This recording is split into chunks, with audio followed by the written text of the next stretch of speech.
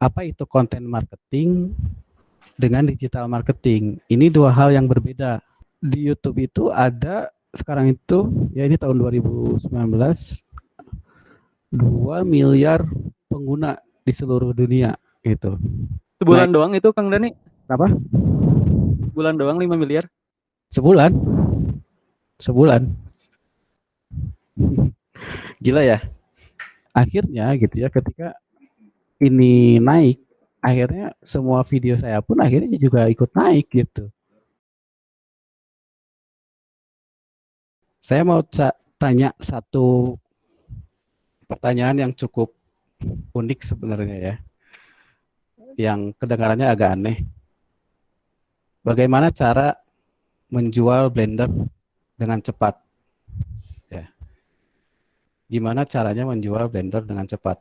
Ada yang kebayang nggak? Teman-teman ada yang tahu nggak orang ini siapa? Atau ada yang pernah nonton nggak acara acara ini? Pernah lihat nggak di YouTube? Nama acaranya tuh Will It Blend. Kang Fadli pernah nonton nggak? Nggak pernah Kang, Nggak pernah ya? Oke, belum tahu.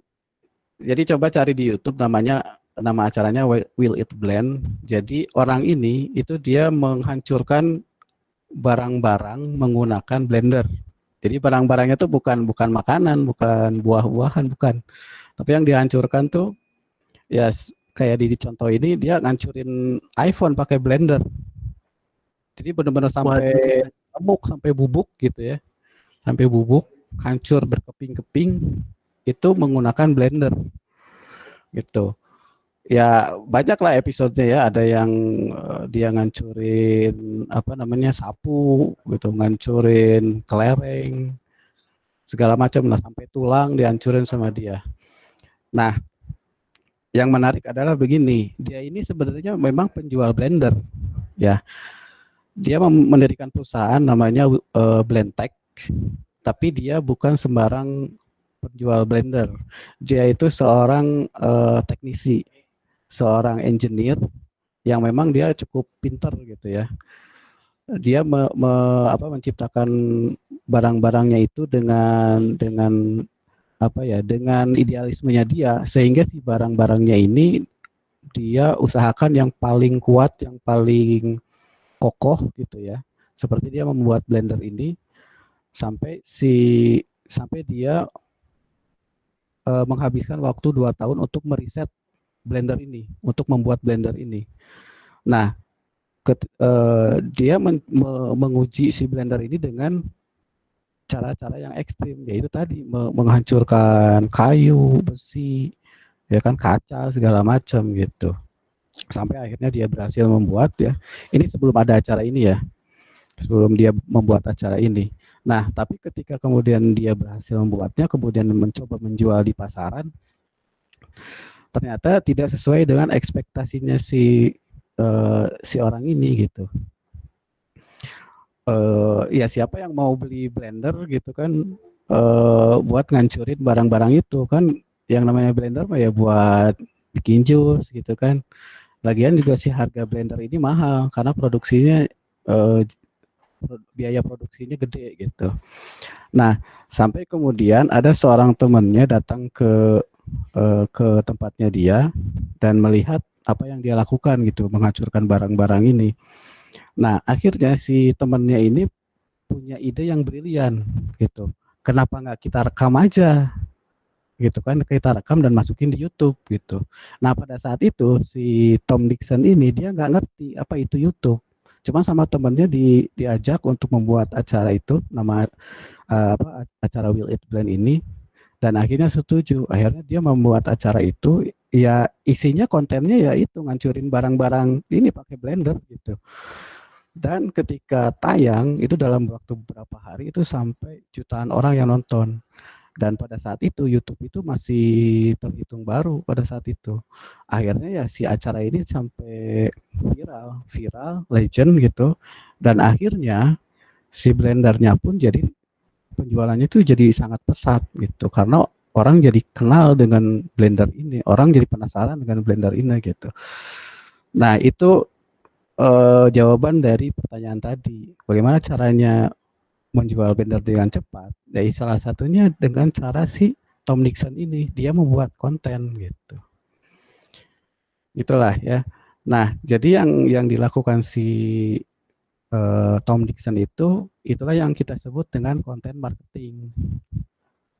Jadi konten marketing itu ada strategi marketing dengan pendekatan membuat dan mendistribusikan konten gitu.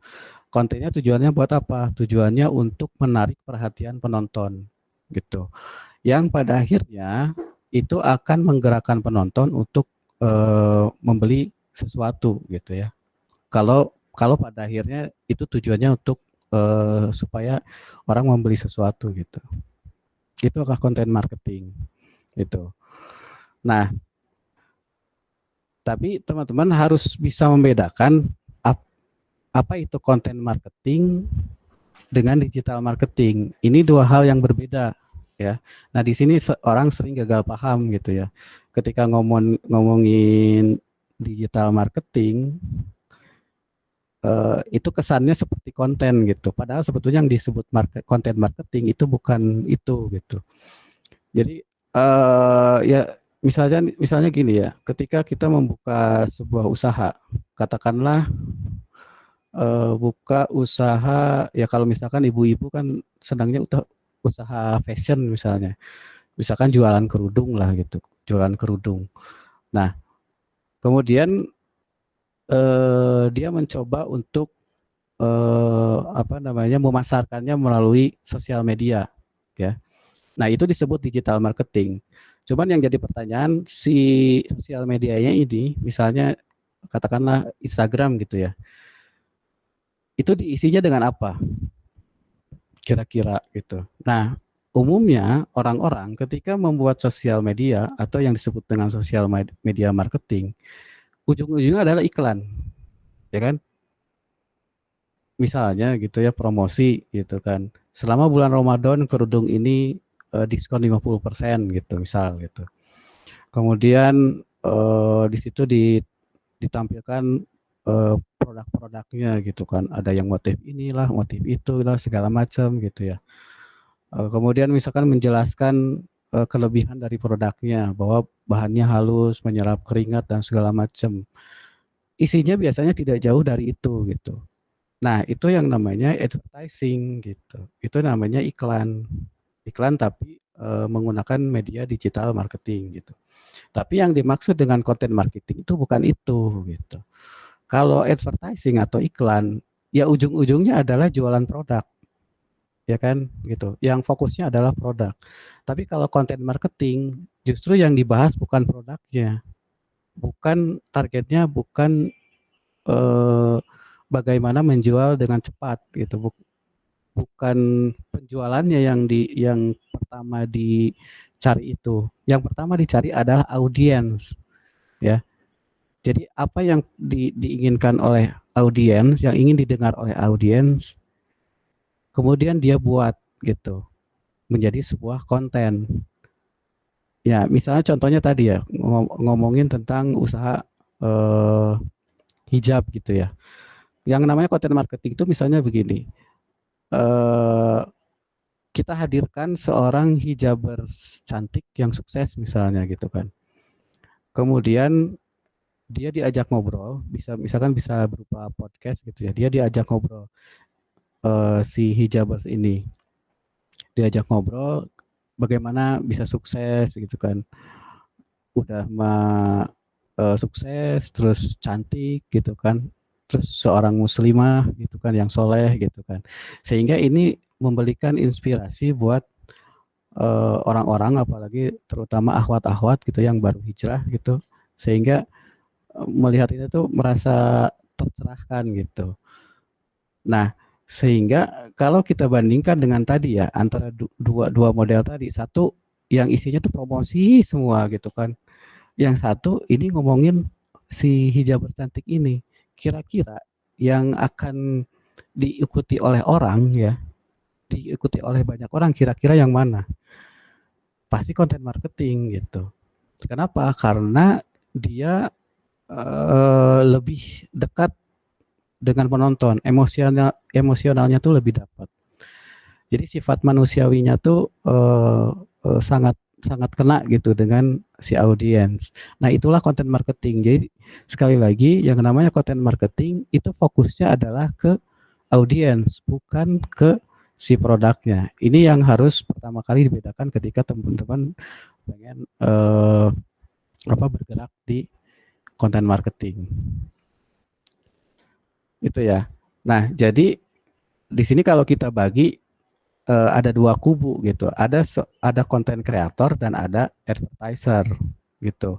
Nah, kalau konten kreator atau biasanya disebut publisher itu dia ya fokusnya hanya membuat konten gitu ya. Dan konten-konten itu ya eh, tidak jauh-jauh dari yang namanya hiburan, nggak jauh-jauh dari namanya edukasi, menginspirasi gitu kan.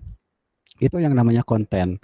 Sedangkan kalaupun ada iklan itu biasanya ya hanya sisipan aja gitu, sisipan kecil aja gitu. Nah, sedangkan kalau advertiser atau pengiklan dia memang fokusnya adalah ke penjualan. Ya dia melakukan promosi terus-menerus gitu. Nah, sehingga yang namanya konten kreator dengan advertiser itu eh, sering sering terjadi kolaborasi atau kerjasama. Jadi advertiser akhirnya dia menitipkan produknya di kontennya seorang YouTuber misalnya. Itu cara paling efektif si pengiklan untuk beriklan. Kenapa? Karena si konten kreator dia punya masa, dia punya audiens banyak gitu.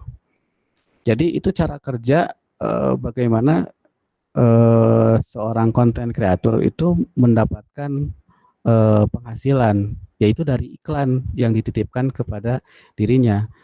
Tapi yang pasti si konten kreator ini harus memiliki banyak audiens gitu. Ya, kira-kira begitulah.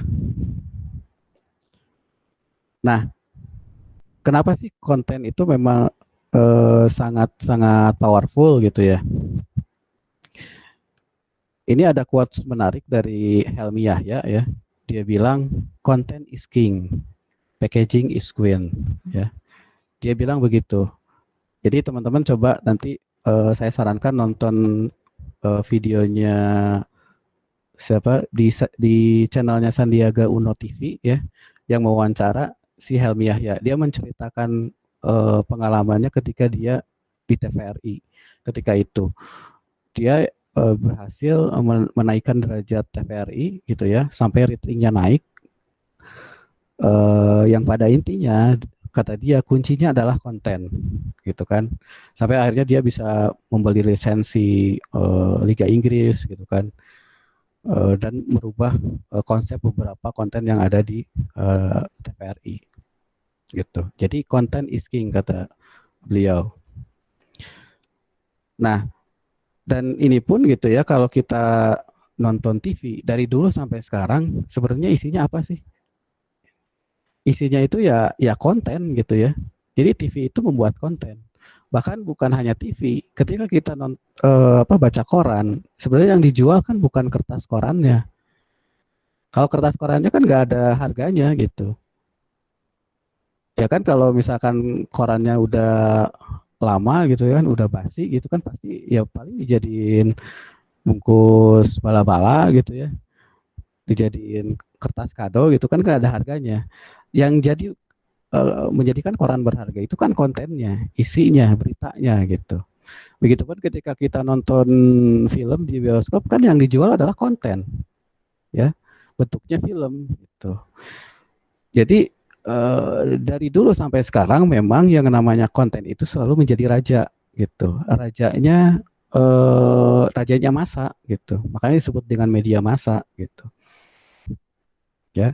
Dan sekarang gitulah ketika YouTube semakin canggih, semakin semakin jaya gitu. Akhirnya ya sudah, pada akhirnya orang-orang mulai melirik untuk menjadi seorang konten kreator, termasuk ya para artis gitu kan.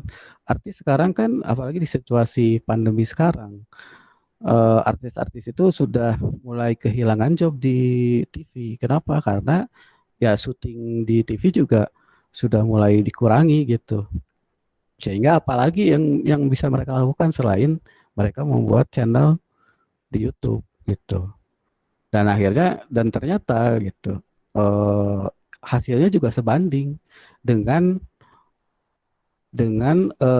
apa ya namanya dengan biaya yang relatif eh, relatif sedikit gitu. Jauh dengan dibandingkan kalau misalkan memproduksi produksi TV yang memang untuk TV gitu. Itu jauh banget gitu. Nah, makanya yang namanya di zaman sekarang itu yang namanya TV dan YouTube itu bersaing gitu ya. Jadi ada istilah YouTube lebih dari TV gitu kan. Mungkin teman-teman pernah dengar. Ya karena sekarang pun TV udah nggak ada apa ya, sudah nggak seperti dulu lagi, nggak berjaya seperti dulu lagi gitu. Bahkan sekarang TV pun mulai masuk YouTube gitu. Makanya teman-teman kalau lihat kan eh, baru tayang berapa menit di TV sudah ada di YouTube gitu kan. Karena ya mau gimana lagi TV pun dia harus survive dan salah satu caranya adalah dia harus main YouTube juga gitu. Nah, ini salah satu contoh ya channel-channel paling atas yang ada di Indonesia gitu, topnya. Nah, yang menarik adalah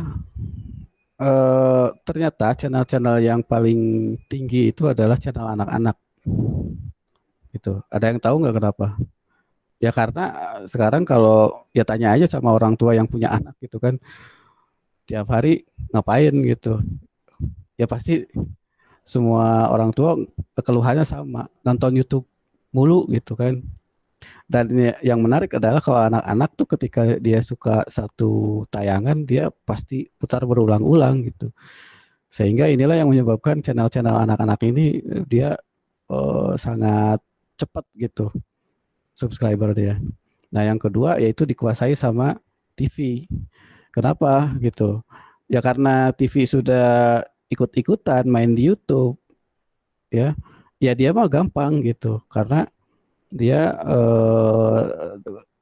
tiap hari dia punya tayangan 24 jam gitu kan, habis tayang di TV dia upload ke YouTube gitu kan, upload ke YouTube gitu, sehingga ya sudah kontennya pun akhirnya jadi banyak gitu.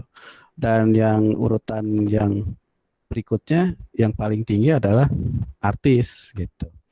Nah, tapi bukan berarti ketika kita melihat channel-channel ini jangan kita samakan gitu. Maksudnya jangan sampai ketika teman-teman pengen jadi seorang konten kreator atau YouTuber bukan berarti kehilangan kesempatan. Kesempatan itu banyak gitu. Ini kan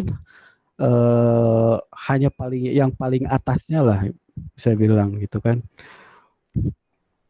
Begitu. Nah, ini contoh ya, contoh si Baim Wong. Sekarang kan tadi ya si subscribernya sampai 14 juta sekarang itu. Nah, dulu ketika awal-awal dia mulai masuk ke YouTube, dia bikin konten sendiri, dia apa namanya? Dia syuting sendiri, dia ngedit sendiri gitu kan. Dalam upaya dia mencoba masuk ke dunia YouTube gitu. Sampai akhirnya dia mungkin kecapean, akhirnya dia eh, merekrut karyawan, dia cari editor, dia cari kameramen dan segala macam gitu kan. Eh, Sehingga ini juga yang menjadi apa namanya? Yang menjadi kendala juga di TV gitu. Akhirnya orang-orang TV pun banyak yang akhirnya ditarik-tarikin sama YouTuber gitu. Ya. Ya bahkan seorang Raffi Ahmad gitu ya, dia mau seolah-olah dia menciptakan kerajaan TV sendiri gitu ya, dengan berapa puluh karyawan gitu kan. Tuh. Nah, ini contoh ya, teman-teman, eh, kita coba intip berapa sih penghasilan YouTuber gitu kan. Ini kita lihat channelnya si Deddy Kobuzer ya dengan podcastnya. Sekarang itu kan lagi ngehits banget gitu ya podcast ini, dan dia adalah rajanya podcast sekarang ini gitu. Nah, kalau kita lihat gitu ya di Social Blade. Jadi teman-teman kalau misalkan penasaran berapa sih penghasilan YouTuber, nah itu teman-teman bisa ke socialblade.com, search aja di situ nama channelnya apa, maka akan keluar eh, perkiraan penghasilan si YouTuber itu. Nah, kalau kita lihat di sini minimal ya dia itu mendapatkan 34.000 dolar. Ya sekarang berapa kira-kira kalau misalkan dirupiahkan? Itu sekitar 400 juta ya. Itu minimal ya. Dengan jumlah subscriber dia itu berapa ya sekarang? Kalau di sini 30 hari terakhir dia pertambahannya adalah 820.000. Oh itu di atas ada tuh subscribernya 10 juta ya. Jadi kalau misalkan teman-teman bisa nyampe jutaan subscribernya, ya kira-kira penghasilannya tuh segitu dari eh, dari iklan-iklan yang ditayangkan oleh YouTube gitu. Nah, apalagi kalau seorang Raffi Ahmad gitu ya, kemarin pernah diwawancara sama Helmi Yahya, itu sekitar sebulan itu bisa nyampe 5 miliar ya, 5 miliar sebulan, bayangin gitu. Dia bisa ganti mobil tiap bulan gitu ya. Nah, Sebulan doang itu Kang Dani. apa? Sebulan doang 5 miliar. Sebulan, sebulan. Gila ya. Mantap itu. Pantesan nggak diganti mobil terus. Ya makanya banyak para YouTuber yang akhirnya dia bisa beli rumah, beli mobil gitu kan. Ya itulah potensialnya kalau misalkan jadi benar-benar jadi seorang konten kreator gitu. Oke, nah jadi teman-teman seperti yang saya bilang tadi bahwa dengan adanya dua situasi ini, pertama kita sudah masuk ke industri 4.0, yang kedua kita mengalami pandemi COVID-19.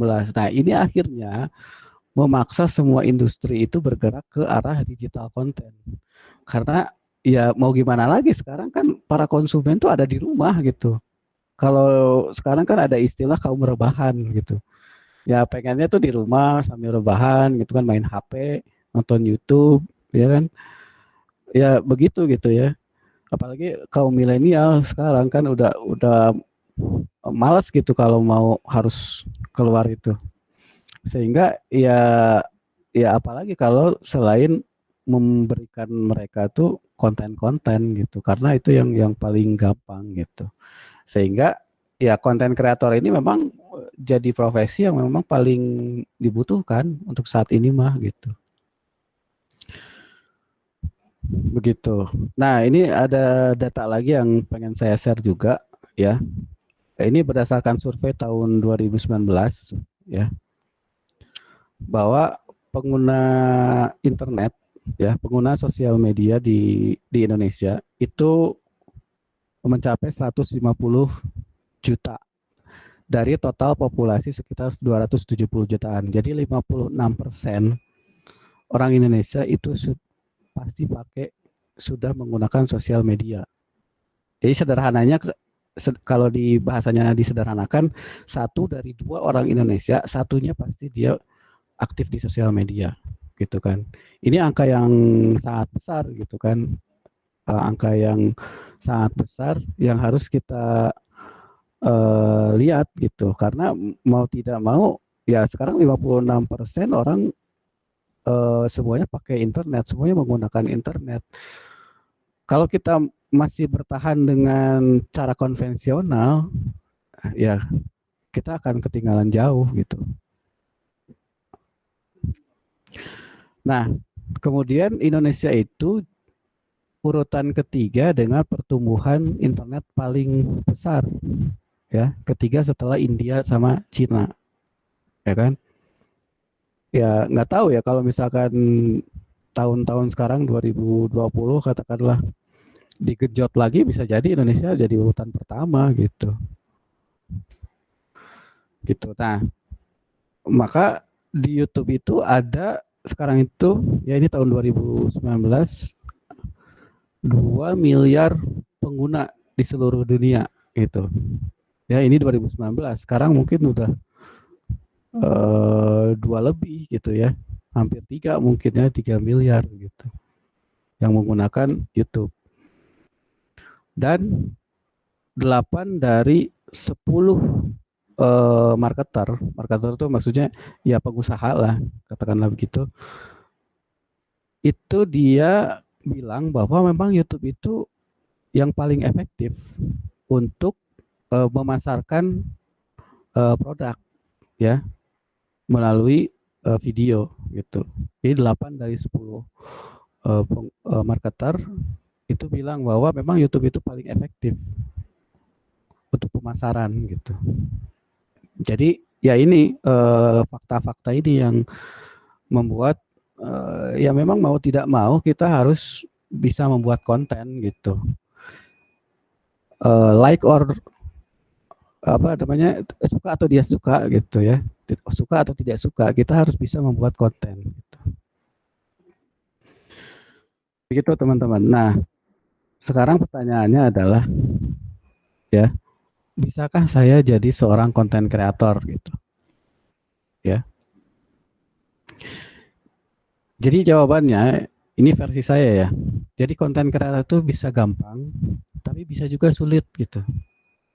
Jadi gampang sekaligus sulit. Nah, maksudnya apa? Ya gampangnya adalah karena memang YouTube itu gratis, siapapun bisa buka channel YouTube gitu. Ya, nggak ada biayanya gitu buka YouTube itu. Yang kedua, semua orang punya modal, ya. Semua orang punya HP dan HP-nya itu udah ada kameranya dan kameranya mungkin canggih-canggih gitu. Nggak seperti zaman dulu ketika saya mulai belajar videografi, mau nggak mau harus punya SLR kalau zaman dulu. Tapi sekarang kan orang apa namanya, dengan HP aja sudah bagus gitu videonya gitu kan. Dan ditambah kuota dengan internet kencang gitu kan, kita bisa bisa nyari apa namanya, bisa riset konten ya, bisa download apa-apa yang dibutuhkan untuk bikin konten dan segala macam gitu. Jadi membuat konten itu sendiri sebetulnya bisa dibilang bahkan dengan 0 rupiah pun bisa gitu kasarnya ya. Ya cuma modal HP sama kuota gitu kan. Nah cuman, nah ini sulitnya, ini tantangannya ya. Ini yang jadi faktor apakah kita bisa lanjut menjadi seorang konten kreator atau YouTuber atau tidak gitu. Pertama adalah mengubah mindset komentator menjadi kreator gitu. Maksudnya apa gitu? Ya ya apa istilahnya, orang-orang Indonesia itu kan pinternya komen gitu ya. Di mana-mana komen gitu. Lebih banyak komentator daripada kreator gitu. Ya, share artikel ini, share video ini gitu, terus di komentar gitu kan, berdebat satu sama lain gitu kan. Padahal itu sebetulnya kan konten orang lain yang kita pun belum tentu tahu siapa yang pembuatnya gitu. Nah, kalau kita kita seperti itu, lebih banyak komen ya, maka akan sulit menjadi seorang kreator gitu. Jadi sekali lagi kita harus mengubah mindset dari seorang komentator yang pintar komen gitu ya, pintar bisanya cuman sharing komen, tapi menjadi seorang kreator. Yang namanya konten kreator itu pasti di pikirannya adalah selalu konten ya. Bahkan aktivitasnya sehari-hari dia selalu pikirkan gitu, wah ini bisa jadi konten, wah ini bisa jadi konten gitu. Itu bedanya konten kreator dengan bukan konten kreator. Yang kedua, nah ini yang paling jadi concern saya, mau berpikir gitu. Apa maksudnya mau berpikir? Gini, kalau saya tanya semua teman-teman di sini, saya tanya kira-kira yang kepikiran konten apa? Pasti semuanya bisa jawab gitu. Ah, saya mau bikin konten ini, saya mau bikin konten ini gitu kan. Semuanya bisa jawab. Tapi ketika saya challenge misalkan, coba tuliskan konten itu dalam bentuk naskah, 1 halaman. Saya kasih waktu 3 hari untuk bikin konten itu. Alur ceritanya kayak apa gitu kan. Seperti itu. Nah, kemungkinan ini yang akhirnya jadi apa namanya, jadi tumbang satu-satu gitu. Ada yang bilang, waduh, saya nggak bisa nulis. Aduh, saya nggak punya waktu gitu kan. Segala macam lah. Padahal tadinya tuh semangat, ayo kita bikin konten ini gitu. Tapi ketika dijalankan, hanya mencoba menuliskan saja alur ceritanya kayak apa, itu biasanya sudah banyak yang tumbang gitu. Ini yang tantangan yang harus kita hadapi gitu. Nah, yang ketiga adalah harus mau mendahulukan membangun daripada hasil ya. Jadi nanti ketika misalkan memutuskan untuk jadi seorang kreator, menjadi seorang YouTuber, itu jangan dulu berpikiran soal hasil ya. Baru berapa video udah bilang, waduh, kok subscriber saya nggak nambah-nambah ya gitu. Waduh, kok susah banget ya mau apa namanya bisa dimonetize ya. Butuh berapa lama lagi gitu. Jadi nggak sabaran gitu. Padahal sebetulnya yang namanya bikin channel YouTube itu seperti membangun rumah. Kadang-kadang kita harus nyicil gitu. Oh, segini dulu rumahnya gitu ya. Kecil dulu, nanti kalau sudah punya uang lagi nanti direnov, ditingkatin gitu kan. Ya seperti itu, sama seperti membangun rumah. Jadi jangan dulu bertanya soal hasil gitu. Nah, yang keempat adalah mau kolaborasi. Nah, ini bedanya di apa namanya di dunia konvensional dengan dunia online. Kalau online itu memang kuncinya adalah kolaborasi. Ya, kolaborasi ini ada ada dua hal ya. Satu, kolaborasi dalam arti membuat tim ya, karena kadang-kadang satu orang kan belum tentu bisa semua hal. Bisa dia jago bikin ide kontennya, ada yang jago nulisnya, ada yang bisa ngeditnya, ada yang bisa kameranya. Nah, ketika kita bisa berkolaborasi gitu kan, misalkan dengan teman gitu ya, bisa kolaborasi, itu akan lebih cepat prosesnya gitu daripada sendiri gitu. Dan yang kedua, ketika kita berhasil membuat channel YouTube, nah kalau teman-teman perhatikan itu banyak para YouTuber ya, terutama para artis itu yang memang collab sana collab sini gitu. Kenapa? Karena ketika mereka collab itu dua-duanya akan keangkat si subscribernya. Karena ketika dia nonton di channel yang satu, dia akan penasaran untuk menonton channel yang lain karena temanya sama tapi angle-nya berbeda. Jadi itu kuncinya kolaborasi. Begitu. Nah, jadi mudahnya gitu ya, ada 3 tahap yang kalau saya rangkum ya, kalau misalkan memang mau jadi seorang konten kreator. Pertama, itu harus mau berpikir gitu. Berpikir itu maksudnya riset. Ketika kita memikirkan mau bikin konten ini, harus riset dulu gitu.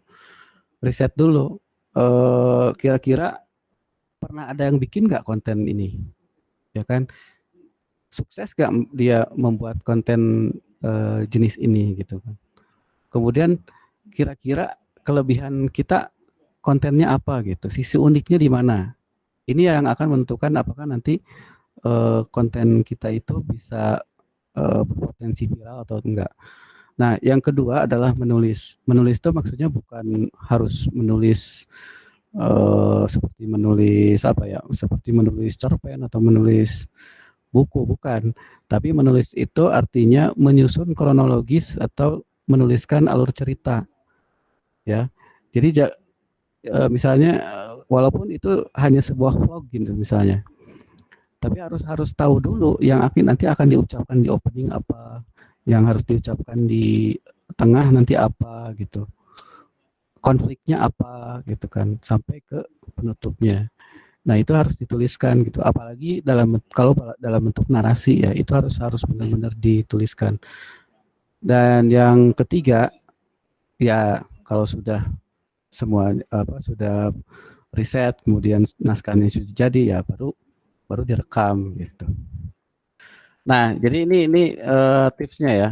Kalau untuk pemula, ya ini sih sebenarnya bukan bukan tips praktis atau trik praktis, tapi ini mah lebih ke apa ya, psikologinya mungkin ya. Apa-apa yang harus kita pahami gitu. Pertama, kita harus sabar untuk mendapatkan 1.000 subscriber pertama gitu. Kenapa? Karena 1.000 itu jadi titik aman untuk kalau kita mau main di YouTube gitu. Jadi bisa dibilang apa ya, kasarnya ya, kalau kita bisa dibilang channel kita berpotensi bagus gitu ya, itu kalau bisa mendapatkan 1.000 subscriber. Dan ini memang apa ya, cukup, ini tantangan yang sulitnya gitu. Karena setelah 1.000 subscriber itu kesananya akan gampang. Kita akan kebayang lah cara cara mainnya tuh kayak gimana. Jadi tantangannya ini harus harus sebelum 1.000 subscriber jangan sampai apa ya, jangan sampai menyimpulkan dulu ini berhasil atau enggak gitu. Coba dapatkan dulu 1.000 subscriber ya, terus aja bikin konten sampai sampai 1.000, kita mendapatkan 1.000 subscriber itu. Dan gitu ya, yang kalau kita arahnya memang mendapatkan penghasilan dari YouTube ya atau Facebook ya, itu kalau di YouTube itu memang harus harus minimal itu 1.000 subscriber untuk bisa monetisasi ya. Untuk sampai bisa muncul iklan di tayangan kita itu harus 1.000 subscriber dulu. Dan lebih dari 4.000 jam ditonton. 4.000 jam itu kolektif ya, kolektif semua video ditonton berapa kali gitu ya. Semuanya tuh di total tuh 4.000 jam ditonton gitu. Nah, ini syarat supaya si YouTube itu kita bisa menghasilkan gitu.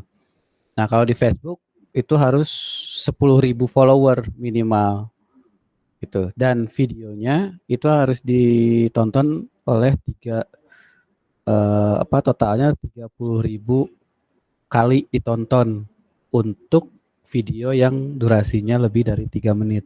Jadi kalau ada sedikit perbedaan, kalau di Facebook itu minimal tayangan kita itu 3 menit ya.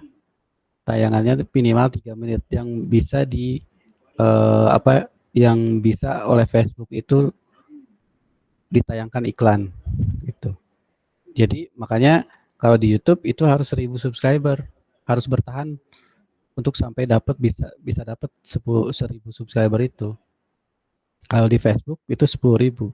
Sebetulnya mungkin di Facebook lebih ini ya, seakan-akan lebih tinggi ya. Tapi di Facebook itu sebenarnya mendapatkan 10.000 itu lebih gampang sebetulnya daripada di YouTube. Nah, yang kedua adalah itu kita harus tahu ya syarat dan ketentuan yang berlaku di YouTube ya. Ada dua. Pertama, itu masalah copyright ya.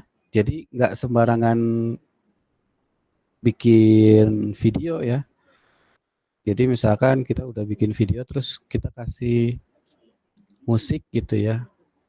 Dan ternyata musiknya itu yang tidak free ya. Ya akhirnya nanti kita kena copyright claim. Video kita bisa bisa apa namanya bisa dihapus sama YouTube gitu. Ya, jadi ini yang harus kita pahami nanti copyright itu kayak apa sih gitu ya. Dan kedua adalah monetization policies, artinya ketentuan apa aja sih konten yang boleh dimonetize, karena nggak semua konten tuh bisa dimonetize, tergantung kontennya gitu. Nah, kita harus tahu dulu dua hal ini gitu. Nah, dua hal ini memang ya saya nggak bisa apa namanya menjelaskan dalam waktu yang singkat ini. Nanti mungkin di sesi yang lain nanti saya jelaskan. Tapi minimal itu gitu. Kita harus mempelajari dua hal itu. Pertama copyright, yang kedua aturan bagaimana si konten itu bisa dimonetisasi. Nah, yang ketiga adalah mempelajari algoritma YouTube. Nah, ini yang jadi penting gitu ya. Kenapa ada konten video yang tiba-tiba bisa trending, bisa tiba-tiba bisa viral. Nah, karena mereka tahu cara mainnya, ya. Nah, ada 3 kalau yang saya pelajari ya. Pertama itu masalah thumbnail, ya. Thumbnail itu nggak bisa nggak bisa sembarangan, nggak bisa sesuka kita. Ah ini bagus gitu ya menurut kita gitu, eye catching gitu. Tapi belum tentu menurut penonton. Thumbnail itu memang harus yang istilahnya tuh clickable. Jadi ketika orang lihat dia gergetan pengen ngeklik gitu. Ya, ketika melihat thumbnailnya. Yang kedua masalah judul. Nah, ini sangat pengaruh juga. Makanya kalau teman-teman perhatikan tuh judul-judulnya ya istilahnya kalau istilah YouTuber tuh clickbait. Jadi diheboh-hebohkan gitu. Ada yang dihebohkan atau yang dibuat dibuat amazing gitu ya. Nah, judul juga pengaruh. Nah, yang ketiga adalah retention. Maksudnya retention itu adalah jadi ketahanan penonton untuk menonton konten kita. Jadi misalnya gini, thumbnailnya udah bagus, judulnya udah keren, orang mau ngeklik gitu ya. Tapi ketika nonton, akhirnya dia kecewa gitu. Baru ditonton berapa detik, akhirnya dia udah stop gitu kan, akhirnya dia pindah. Nah, di YouTube itu dia ada retention. Makin panjang orang nonton gitu ya, dia bertahan untuk nonton, makin besar kemungkinan YouTube itu merekomendasikan tayangan kita ke orang lain.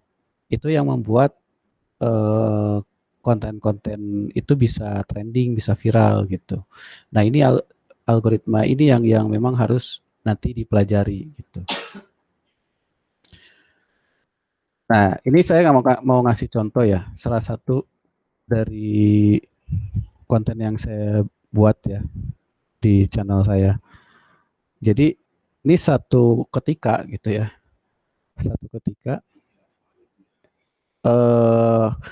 ternyata video ini bisa melesat tinggi gitu ya sampai 700.000 view hanya dalam waktu hanya beberapa hari gitu, tiba-tiba naik gitu drastis gitu kan. Saya sendiri pun kaget gitu karena tidak menyangka, karena saya pikir konten ini biasa aja gitu, maksudnya nggak karena ini ngajarin satu hal yang spesifik gitu, saya pikir biasa aja gitu, saya nggak berharap banyak, tapi ternyata bisa naik tinggi. Kenapa gitu? Akhirnya saya coba analisa. Pertama dari judul ya, judul. Jadi kan saya di video ini menjelaskan apa itu green screen gitu. Nah, yang jadi judulnya adalah rahasia green screen mengapa hijau. Nah, ternyata kalau dilihat dari komentar-komentar ya gitu ya, ini akhirnya kok komentarnya tuh pada rata-rata sama gitu. Dia gregetan ngelihat judulnya, rahasia green screen mengapa hijau. Akhirnya banyak yang komentar. Ya kalau bukan hijau misalkan warnanya merah ya berarti red screen gitu kan. Ini ngapain apa sih bikin judul kayak gini gitu. Wah, itu akhirnya engagementnya tinggi gitu ya. Orang komentarnya kayak gitu semua tapi akhirnya ini tanpa sadar mereka mengangkat si video ini gitu. Nah, kemudian yang kedua adalah dalam membuat konten itu pertama, apalagi kalau konten-konten kayak saya ya yang spesifik gitu ya, yang spesifik jenisnya, itu jangan berikan hal-hal yang sifatnya itu apa ya, yang hanya dipahami oleh segelintir orang ya.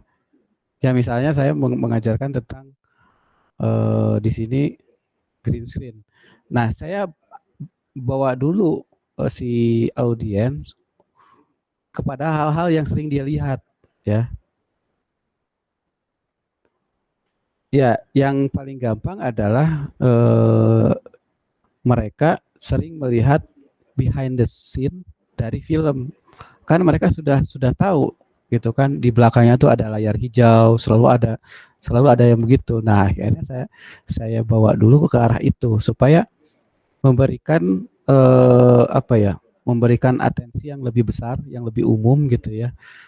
Kenapa sih ada layar hijau di situ gitu. Baru nanti kesananya saya menjelaskan apa itu gitu. Gitu. Dan akhirnya gitu ya ketika ini naik, akhirnya semua video saya pun akhirnya juga ikut naik gitu dalam waktu singkat itu. Nah, sehingga ya akhirnya ya sudah subscribernya pun jadi melonjak tajam gitu. Jadi apa ya? Jadi pertanyaan tadi gimana caranya untuk bersabar?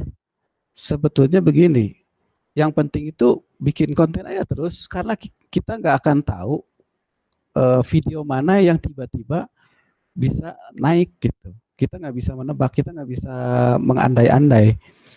Karena begitulah algoritma YouTube, dia akan berubah-ubah, dia mengikuti keinginan si audiens gitu. Jadi jangan menyepelekan sebuah konten. Bisa jadi suatu ketika tiba-tiba naik melonjak kita nggak tahu gitu. Karena dia nggak linear ya. Nggak misalkan gini, kok saya dalam sebulan tuh paling cuma dapat 2 subscriber misalkan atau paling banyak 5 subscriber setiap bulan gitu kan. Terus kita ngitung misalkan, waduh untuk dapat 1000 subscriber butuh berapa lama? Wah bisa 5 tahun misal gitu ya. Itu nggak bisa, kita nggak bisa ngomong begitu. Kenapa? Ya itu dia nggak linear. Kita nggak tahu tiba-tiba konten kita tuh bisa naik melonjak gitu karena satu dan lain hal gitu kan. Entah karena momennya pas gitu kan. Misalkan ternyata semua orang membicarakan satu tema yang ternyata itu kena berkaitan dengan konten kita gitu. Kita nggak tahu gitu. Itu sih kalau misalkan pertanyaan tadi ya, kenapa gimana caranya untuk bersabar itu jawabannya. Bahwa kita nggak akan tahu kapan konten kita itu akan bisa naik gitu ya dan bisa menaikkan subscriber. Ya, itu sedikit aja sih teman-teman ya. Kalau misalkan nanti penasaran lebih jauh sih nanti ya bisa di sesi berikutnya gitu. Karena ini panjang banget kalau dijelasin.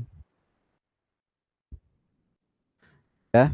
Nah, terakhir ya teman-teman apa ya? Saya coba memberikan motivasi gini.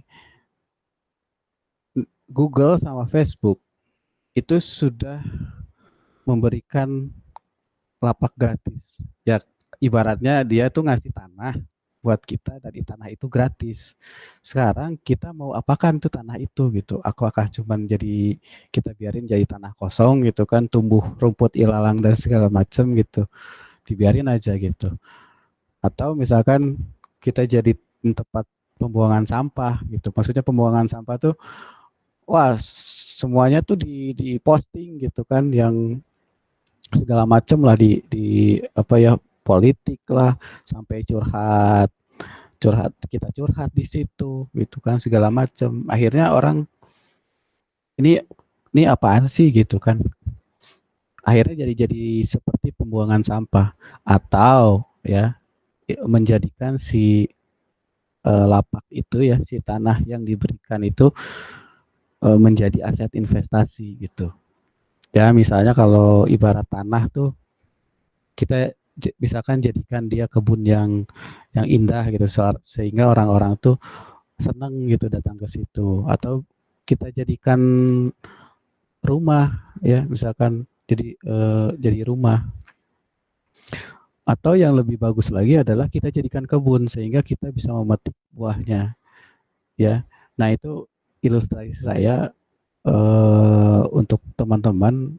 Sayang gitu ya kalau kita mempunyai satu apa namanya, satu kesempatan yang diberikan dan itu gratis, tapi kita nggak apa namanya, nggak digunakan secara maksimal gitu. Terlalu sayang. Akhirnya si kesempatan itu diambil sama orang lain gitu. Oke gitu, Bang Fadli. Oke, gimana teman-teman?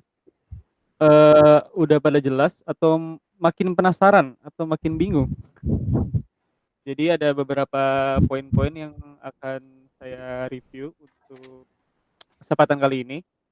Yang pertama itu membuat konten jangan berasumsi di awal-awal kontennya nggak laku atau nggak ada yang nonton, subscriber nggak nambah gitu. Karena tadi yang telah disampaikan Kang Dani juga 1.000 subscriber itu krusial gitu, penting gitu. Jadi, ketahanan kita, untuk mencapai 1.000 subscriber pertama itu sangat menentukan.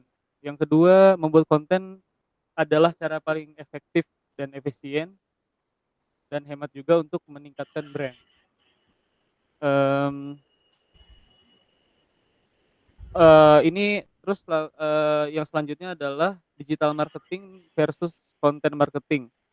Jadi konten marketing itu yang tadi setelah dijelaskan itu fokusnya ke audiens gitu. Konten marketing juga, apa namanya, tujuannya untuk apa ya, meng-grab audiens yang lebih luas gitu. Karena, apa namanya, audiens, pasti nontonnya konten gitu, nggak nonton iklan.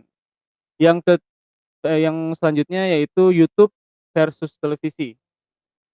Di sini juga tadi udah diperlihatkan ya kalau misalkan, apa namanya, TV pun sudah beralih gitu ke YouTube. Jadi, sekarang, apa namanya, YouTube itu menjadi, apa ya, menjadi salah satu platform yang paling powerful lah gitu. Karena mungkin semua penonton-penonton, pemirsa-pemirsa, khususnya kaum milenial, saat ini fokusnya dia, menontonnya YouTube daripada televisi. Lalu selanjutnya adalah potensi market Indonesia itu luas banget, tadi udah disampaikan ya, bahkan Raffi Ahmad pun bisa mendapatkan 5 miliar dalam 1 bulan dan itu, angka yang sangat fantastis gitu. Lalu selanjutnya, kita di sini untuk menjadi konten kreator harus mempunyai mindset, mengubah mindset dari mindset komentator menjadi mindset konten kreator gitu. Harus, berpikir, jangan apa ya, jangan cuma bisa komentar doang. Lalu selanjutnya jangan banyak alasan, apa namanya, keterbatasan alat lah, mager lah gitu. Karena, apa namanya, setiap individu sekarang rata-rata sudah apa ya, sudah memiliki alat yang mumpuni juga gitu untuk membuat konten. Tadi disinggung juga kalau misalkan bahkan membuat konten pun bisa dengan modal Rp0 gitu, mungkin cuma HP dan kuota internet doang gitu. Lalu selanjutnya adalah tahapan menjadi konten kreator yaitu pertama berpikir, yaitu, meriset dulu kontennya, lalu ditulis alur ceritanya, setelah A sampai Z itu kelar, alur ceritanya bakal kayak gimana, konfliknya seperti apa, dan konklusinya seperti apa, lalu kita merekam, setelah merekam bisa langsung di-share. Dan selanjutnya itu ada tips nih, Tadi udah disampaikan juga harus sabar sampai 1.000 subscriber dan paham copyright. Tadi copyright udah kita diskusikan ya sama-sama. Lalu yang ketiga ketentuan konten, bisa di-monetize. Lalu yang keempat, pahami algoritma. Jadi tadi algoritmanya, berupa apa ya, thumbnail, judul, ret retention lama penonton untuk ini, di dalam menonton sebuah video, dan juga yang terakhir, mmm kita harus terus, apa ya, konsisten terus membuat konten, karena kita nggak tahu nih konten apa aja, konten mana yang bakal viral gitu. Karena, yang tadi Kang Dani udah kasih contohnya nih ke teman-teman semua, satu konten Kang Dani viral, yang lainnya pun ikut viral gitu. Kebayang nggak kalau misalnya satu konten Kang Dani itu viral, sedangkan, setelah itu konten yang lain tuh nggak ada gitu. Karena kalau misalkan yang konten satu viral, otomatis penontonnya itu pasti kepo nih, "Oh di dalam video ini ada video apa lagi ya?" Gitu, di dalam apa, channel YouTube ini, gitu. Jadi, usahakan, istiqomah aja buat konten terus, jangan jangan patah semangat dan apa ya namanya, jangan fokus ke angka dulu gitu, perbaiki kualitas dan konsisten. Lalu, oke, terakhir izinkan saya untuk menutup Eee, dengan mengutip beberapa quotes dari, eee, dari orang-orang yang sudah terbukti karyanya dikenal orang. Yang pertama dari Rio Purba, "Jangan pernah takut berkarya, karena sejelek apapun karya pasti ada aja yang suka, dan sebagus apapun pasti ada yang nggak suka." Yang kedua adalah quotes dari Pandji Pragiwaksono, yaitu, "Kunci berkarya adalah buat aja dulu, lalu ya bikin yang lebih baik." Dan, sedikit lebih beda itu lebih baik daripada sedikit lebih baik. Quotes terakhir dari Krisdo, "You are not defined by your past, but future is what you make." Gitu. Dan sekian dari saya mungkin, terima kasih kepada teman-teman yang udah menyempatkan hadir dan udah bertahan nih sampai jam berapa nih sekarang? Jam 10 ya? Udah bertahan sampai jam 10, mudah-mudahan bermanfaat, infonya, ilmunya. Sekian dari saya, wabillahi taufiq wal hidayah. Wassalamualaikum warahmatullahi wabarakatuh.